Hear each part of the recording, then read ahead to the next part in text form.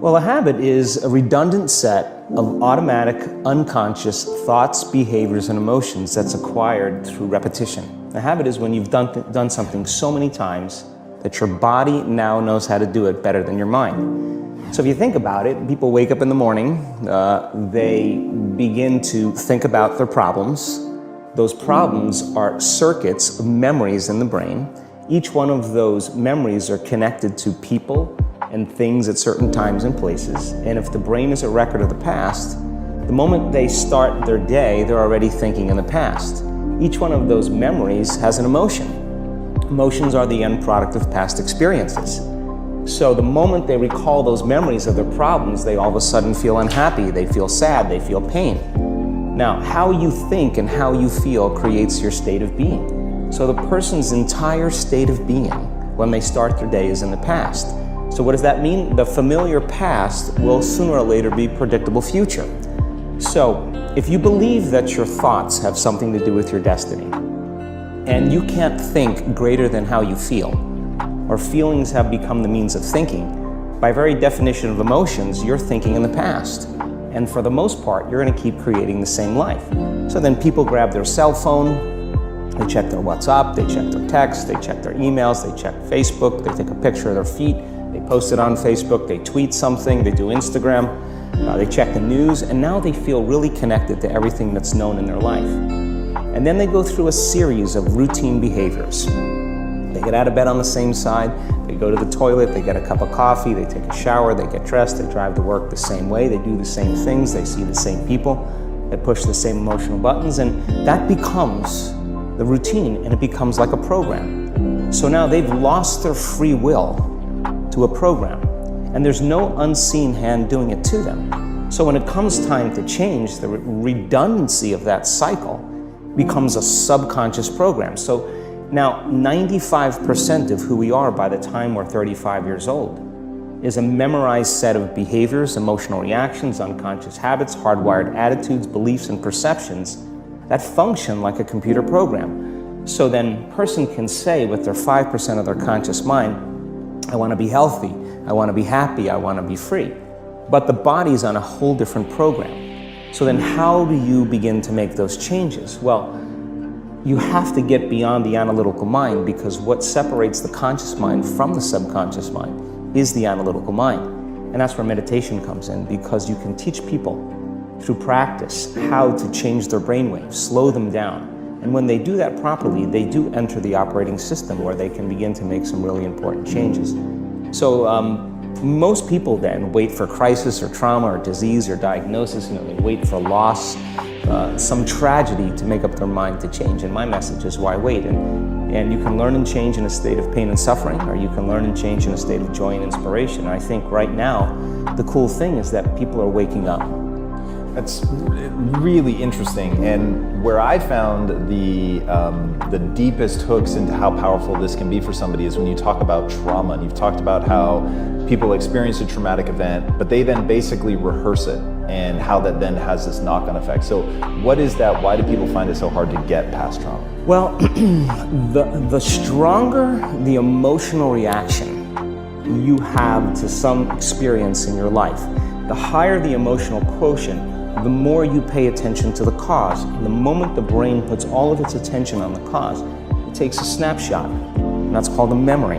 So long-term memories are created from very highly emotional experiences. So what happens then is that people think neurologically within the circuitry of that experience, and they feel chemically within the boundaries of those emotions. And so when you have an emotional reaction to someone or something, most people think that they can't control their emotional reaction. Well, it turns out if you allow that emotional reaction, it's called a refractory period, to last for hours or days, that's called a mood. I say to someone, hey, what's up? You say, I'm in a mood. Well, why are you in a mood?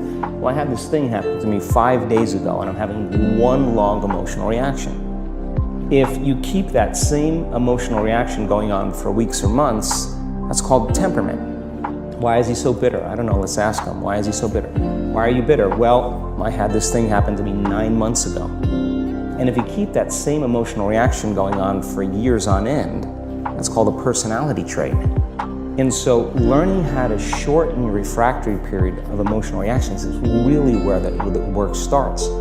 So then people, when they have an event, what they do is they keep recalling the event because the emotions of stress hormones, the survival emotions, are saying pay attention to what happened because you want to be prepared if it happens again. Turns out most people spend 70% of their life living in survival and living in stress, so they're always anticipating the worst case scenario based on a past experience, and they're literally, out of the infinite potentials in the quantum field, they're selecting the worst possible outcome, and they're beginning to emotionally embrace it with fear, and they're conditioning their body into a state of fear. Do that enough times, body has a panic attack without you. You can't even predict it because it's programmed subconsciously. So then you say to the person, why are you this way? And they'll say, I am this way because of this event that happened to me 15 or 20 years ago. And what that means from a biological standpoint is that they haven't been able to change since that event. So then the emotions from the experience tend to give the body and the brain a rush of energy. So people become addicted to the rush of those emotions, and they use the problems and conditions in their life to reaffirm their limitation, so at least they can feel something. So now when it comes time to change, you say to the person, why are you this way?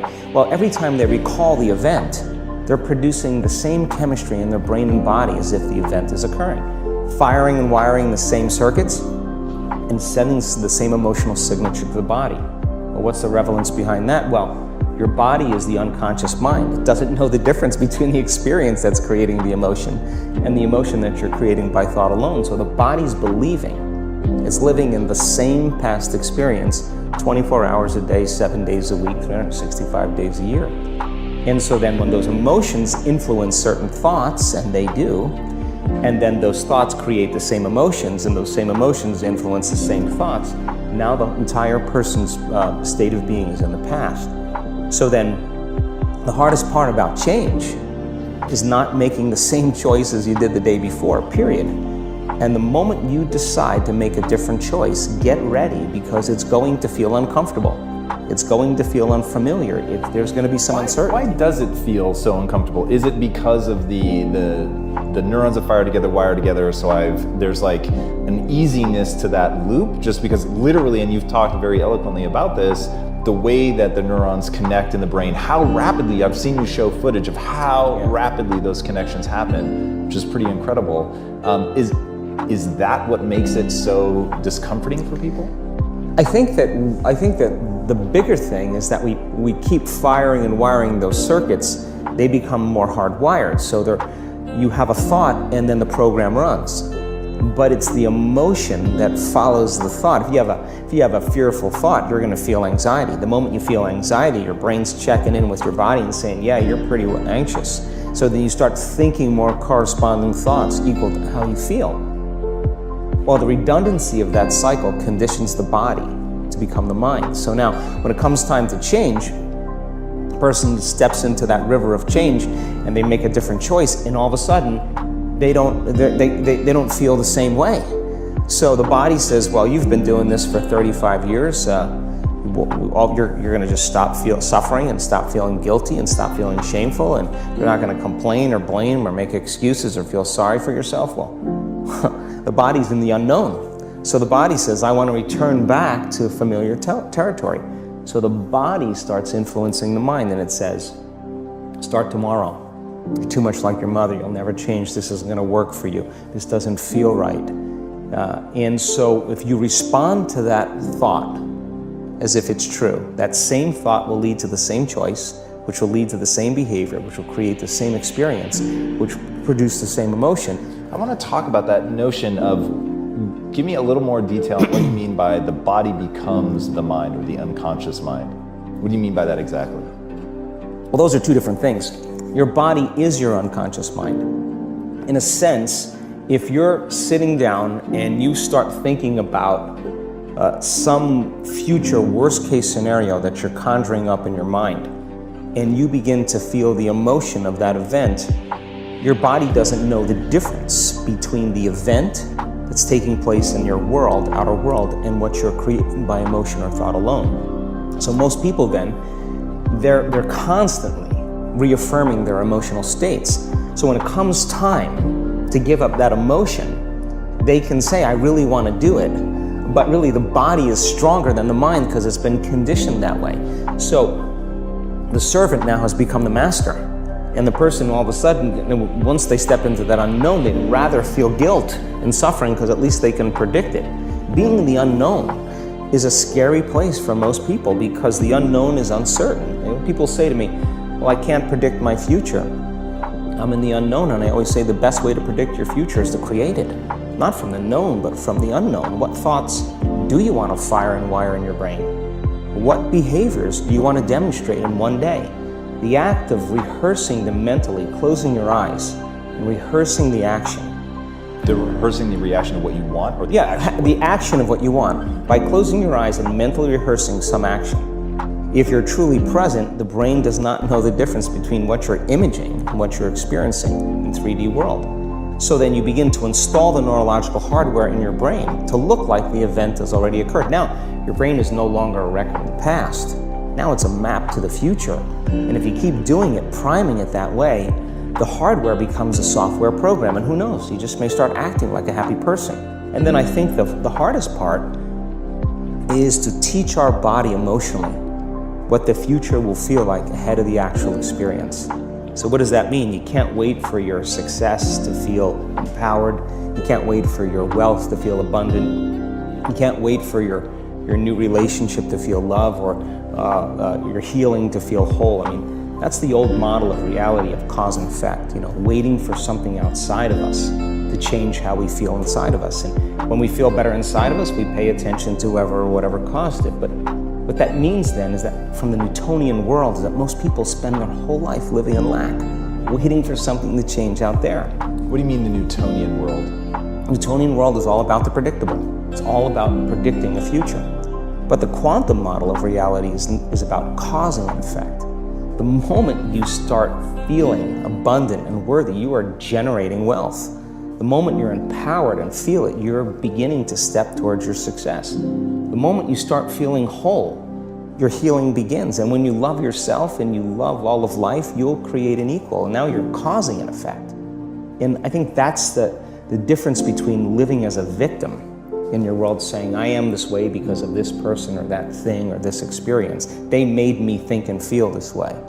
When you switch that around, you become a creator of your world, and you start saying, my thinking and my feeling is changing an outcome in my life. And now that's a whole different game, and we start believing more that we're creators of reality. So how do we go from, okay, I have this negative emotion, it's controlling my life, it's got me in this cycle of, I think about this emotion, which triggers the chemical reaction, which trains my body to feel that way, which makes it easier, more likely I will do it again, and so now I'm in this vicious cycle. And unconscious, and it's unconscious. Right, and you said, does your thinking create your environment, or does your environment create your thinking, which I thought was really, really interesting. So how do we then go from that, like mechanistically, to begin this visualization process of something that's empowering? It's me in a different state, it's my future self. Is it meditation? Is it, what does that look like? If you're not being defined by a vision of the future, then you're left with the old memories of the past, and you will be predictable in your life. And if you wake up in the morning and you're not being defined by a vision of the future, as you see the same people and you go to the same places and you do the exact same thing at the exact same time, it's no longer that your personality is creating your personal reality. Now your personal reality is affecting or creating your personality. Your environment is really controlling how you think and feel unconsciously, because every person, everything, every place, every experience has a neurological network in your brain. Every experience that you have with every person produces an emotion. So some people will use their boss to reaffirm their addiction to judgment. They'll use their enemy to reaffirm their addiction to hatred. They'll use their friends to reaffirm their addiction to suffering. So now they need the outer world to feel something. So to change then is to be greater than your environment, to be greater than the conditions in your world. And the environment is that seductive. So then, why is meditation the tool? Well, let's sit down, let's close our eyes. Let's disconnect from your outer environment. So if you're seeing less things, there's less stimulation going to your brain. If you're playing soft music or you have earplugs in, less sensory information coming to your brain, so you're disconnecting from your environment. If you can sit your body down and tell it to stay like an animal, stay right here. I'm gonna feed you when we're done. You can get up and check your emails, you can do all your texts, but right now, you're gonna sit there and obey me. So then, when you do that properly, and you're not eating anything or smelling anything or tasting anything, you're not up experiencing and feeling anything, you would have to agree with me that you're being defined by a thought, right? So when the body wants to go back to its emotional past, and you become aware that your attention is on that emotion, and where you place your attention is where you place your energy, you're siphoning your energy out of the present moment into the past, and you become aware of that. And you settle your body back down in the present moment, because it's saying, well, it's 8 o'clock. You normally get upset because you're in traffic around this time. And here you are sitting, and we're used to feeling anger, and you're off schedule. Oh, it's 11 o'clock, and you usually check your emails and judge everybody. Well, the body's looking for that predictable chemical state.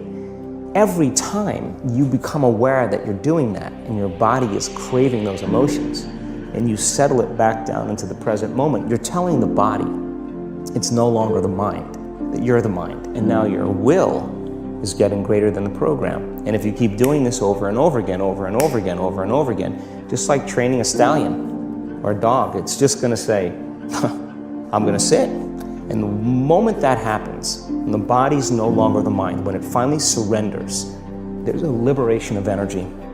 We go from particle to wave, from matter to energy, and we free ourselves from the chains of those emotions that keep us in the familiar past. And we've seen this thousands of times. In fact, we can actually predict it now.